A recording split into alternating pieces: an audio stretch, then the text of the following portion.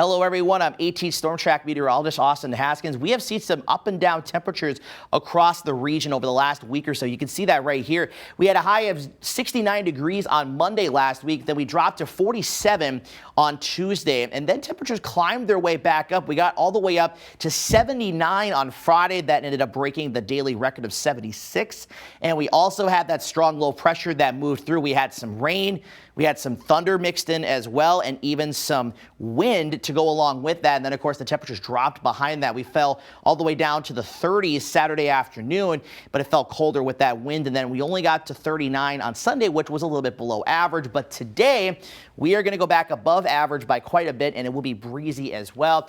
But the main focus of this weather segment is going to be our next storm system into Wednesday. We'll talk about that here in a second. But first, let's talk about the wind today, because there's a warm front attached to a low pressure that'll be moving through. Sustained winds getting up to about 20 miles per hour, could gust 30 to 35 miles per hour. And with the dry conditions and those low relative humidity levels, fire levels will be elevated a bit today. So just avoid any burning and just keep that in the back of your mind. We'll start off with a lot of clouds today, but skies will clear and we'll have a pretty nice St. Patrick's Day ahead of us. And then tonight we're looking at clearer skies to start. Clouds will thicken overnight, and we're looking at a mostly cloudy to at times cloudy sky for a good chunk of the day tomorrow. But by the afternoon, we should at least see in some areas start to see those clouds kind of thin out a little bit before they reappear heading into Tuesday night ahead of that next storm system. So there could be some light rain, maybe a little bit of light snow as early as about 3-4 o'clock in the morning on Wednesday. This run of future track is not really bringing that precipitation in until about mid-morning, so that would mean the morning commute would be quiet. Other data has rain and or snow around that morning commute, so something that we'll be watching closely. But we are looking at rain. There may be some thunderstorms south of La Crosse, but this system is mostly going to bring a swath of some snow to the area. It is going to be a wet snow. There could be some heavier pockets of snow mixed in with this. We may start as rain initially, but then change over to that snow, and then we'll gradually see the snow kind of slowly start to taper off as we get into Wednesday night. So we have a winter storm watch in place now for all the counties in blue. That is nearly the entire area. This begins at 4 a.m. on Wednesday. It goes till 10 p.m. though for our eastern and southern counties, so Buffalo, Trempealeau, Jackson, Clark, and Taylor counties, that will go until 1 a.m. And this is the potential for several inches of wet snow and wind gusts up to possibly 40 miles per hour. So let's take a look at the snow probability map. We've shown this before, but when you look at the probability of at least 2 inches of snow, you're looking at a pretty good chance across the area. It's in that 70 to 80% range. But you notice up in Polk County, there's going to be a sharp cutoff between the northern part of the county versus the southeastern part of the county.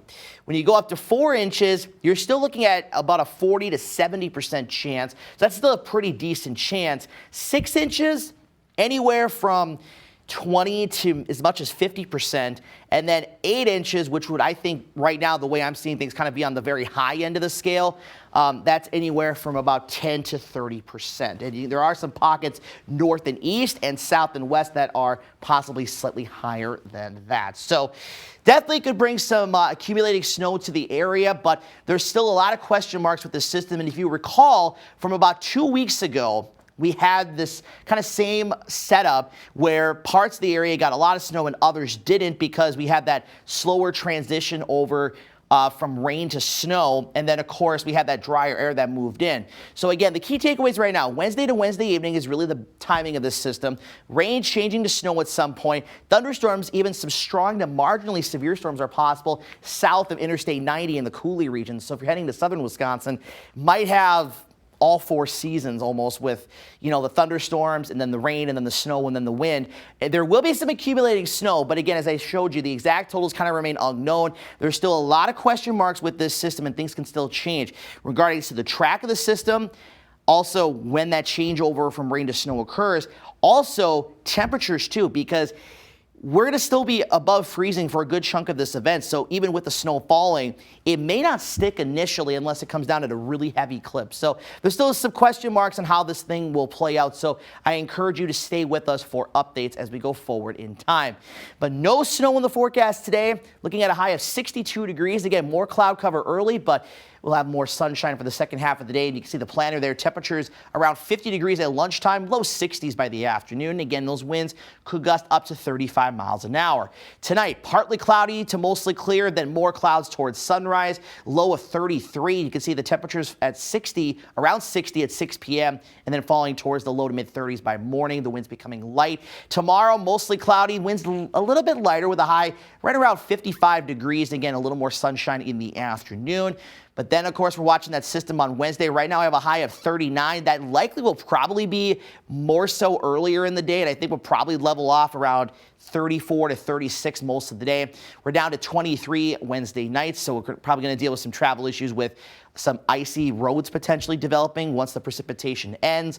We'll be in the 40s after that, but again, depending on how much snow we get and how things play out, those temperatures may go up and down. Also, a couple more chances for precipitation look to return to the forecast Friday night, Saturday, and even into Sunday.